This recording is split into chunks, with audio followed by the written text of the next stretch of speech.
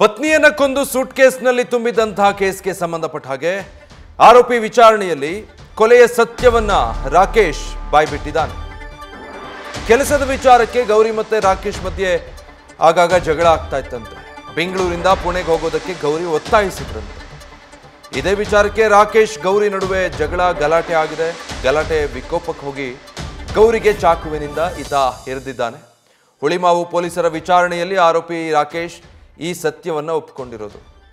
ಕೆಲಸದ ವಿಚಾರಕ್ಕೆ ಜಗಳ ಆಗಿರೋದು ಅಂತ. ಪುಣೆಗೆ ಹೋಗೋಣ ಅಂತ ಹೇಳಿ ಗೌರಿ ಪದೇ ಪದೇ ಜಗಳ ಮಾಡ್ತಾ ಇದ್ರು. ಅದರಿಂದ ವಿಕೋಪಕ್ಕೆ ಹೋದಾಗ ಈ ಘಟನೆ ಆಗಿದೆ ಅಂತ ಡೀಟೇಲ್ಸ್ ಕೊಡ್ತಾರೆ ಶಿವಕುಮಾರ್. ಲೈವ್ ನಲ್ಲಿ ಜಾಯ್ನ್ ಆಗ್ತಾ ಇದ್ದಾರೆ.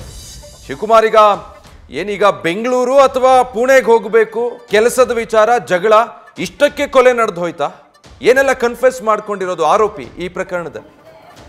ವಿಜಯ್, ಸದ್ಯ ಪೊಲೀಸರು 14 ದಿನ ಕಸ್ಟಡಿಗೆ ಆರೋಪಿ ರಾಕೇಶ್ ಕಾಡೇಕರನ್ನ ವಶಕ್ಕೆ ಪಡ್ಕೊಂಡು ವಿಚಾರಣೆ ನಡೆಸಿದಂಥ ಸಂದರ್ಭದಲ್ಲಿ ಆರೋಪಿ ಘಟನೆಯ ಸಂಪೂರ್ಣ ಮಾಹಿತಿಯನ್ನು ಹುಳಿಮಾವು ಪೊಲೀಸರ ಮುಂದೆ ಬಾಯ್ಬಿಟ್ಟಿರುವಂಥದ್ದು. ಗೌರಿ ಸ್ವತಃ ನನ್ನ ಅತ್ತೆ ಮಗಳು, ಅಂದರೆ ನನ್ನ ತಂದೆಯ ತಂಗಿಯ ಮಗಳು ಗೌರಿ 6 ವರ್ಷದಿಂದ ಲವ್ ಮಾಡಿದ್ದೆ.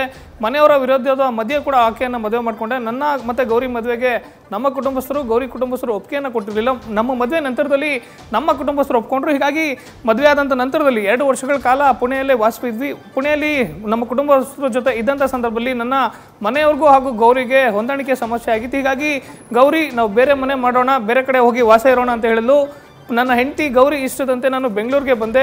ಬೆಂಗಳೂರಿಗೆ ಬಂದು ಕೆಲಸ ಹುಡುಕ್ತಂಥ ಸಂದರ್ಭದಲ್ಲಿ ನನಗೆ ಬೆಂಗಳೂರಿನ ಖಾಸಗಿ ಕಂಪ್ನಿನಲ್ಲಿ ಪ್ರಾಜೆಕ್ಟ್ ಮ್ಯಾನೇಜರ್ ಆಗಿ ಕೆಲಸ ಸಿಕ್ತು. ಆದರೆ ಬೆಂಗಳೂರಿಗೆ ಬಂದು 1 ತಿಂಗಳಾದರೂ ಕೂಡ ಗೌರಿಗೆ ಎಲ್ಲೂ ಕೂಡ ಕೆಲಸ ಸಿಕ್ಕಿರಲಿಲ್ಲ. ಅವತ್ತು ಅಷ್ಟೇ ಮಾರ್ಚ್ 26ನೇ ತಾರೀಕು ಸಂಜೆ 5 ಗಂಟೆಗೆ ಮನೆಗೆ ಬಂದೆ. ಮನೆಗೆ ಬಂದಂಥ ಸಂದರ್ಭದಲ್ಲಿ ಗೌರಿ ನನ್ನ ಜೊತೆ ಜಗಳ ಮಾಡಲಿಕ್ಕೆ ಬಂದು, ಅಂದರೆ ಆಕೆಗೆ ಎಲ್ಲೂ ಕೂಡ ಕೆಲಸ ಸಿಕ್ತಿಲ್ಲ, ನಾವು ಮತ್ತೆ ವಾಪಸ್ ಪುಣೆಗೆ ಹೋಗೋಣ ಅಂತೇಳಿ ಗೌರಿ ಹೇಳ್ತಾಳೆ. ಅಂದರೆ ಆಗ ಗಂಡ ಹೆಂಡತಿ ಇಬ್ಬರಿಗೂ ಜಗಳ ಆಗುವಂಥದ್ದು. ನಿನಗೋಸ್ಕರ ನನ್ನ ಫ್ಯಾಮಿಲಿನೇ ಬಿಡ್ತೀನಿ, ಹುಟ್ಟಿ ಬೆಳೆದಂಥ ಊರನ್ನು ಬಿಡ್ತೀನಿ, ನೀನು ಇಷ್ಟಪಟ್ಟಂತೆ ಪುಣೆಯಿಂದ ಬೆಂಗಳೂರಿಗೆ ಬರ್ತೀನಿ, ಇಲ್ಲಿ ಕೆಲಸ ಮಾಡಿ ನೀನು ಹೇಳ್ದಂತೆ ವಾಸ ಮಾಡ್ತಿದ್ರು ಕೂಡ ಮತ್ತೆ ಪುಣೆಗೆ ವಾಪಸ್ ಹೋಗೋಣ ಅಂತ ಹೇಳ್ತಾ.